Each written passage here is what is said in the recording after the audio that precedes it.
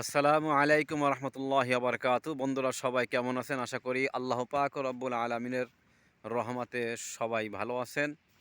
তো বন্ধুরা, আমাদের ডিউটির সময় চলতেছে রাত্র 5টা থেকে ডিউটি শুরু হয়ে গেছে, অর্থাৎ সেহরির পরে ফজরের নামাজের পরে আমাদের ডিউটি শুরু হয়ে গেছে। সৌদি আরবের ভিতরে দাম্মামের অখের বীজের আবহাওয়া কখন যে কীরকম হয়ে যায় কেউ বলতে পারে না, এই ভালো এই মন্দ। তো ওয়াখেরে এখন প্রচণ্ড শীত, এখনও প্রচণ্ড শীত চলতেছে। এই শীতের মাঝে প্রত্যেকটা প্রবাসীদেরকে ডিউটি করতে হয়। আসলে প্রবাসীদের কষ্টটা কেউ বোঝে না।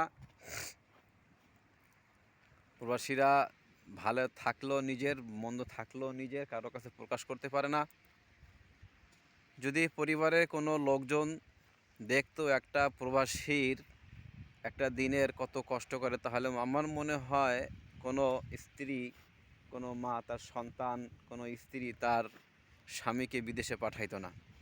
একটা প্রবাসীর অনেক কষ্ট করতে হয়। প্রবাসীতে নিজ কাজ শেষ করে নিজের পাক করতে হয়, সমস্ত যা কিছু আছে নিজেরই করতে হয়।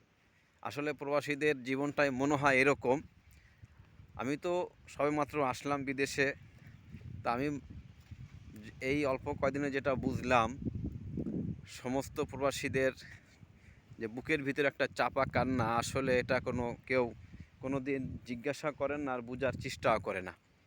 তো ভালো থাকুক সকল প্রবাসী ভাইয়েরা, এই প্রত্যাশায় আজকে এখানে এই পর্যন্ত শেষ করছি। আসসালামু আলাইকুম রহমতুল্লাহি আবরাকাতু।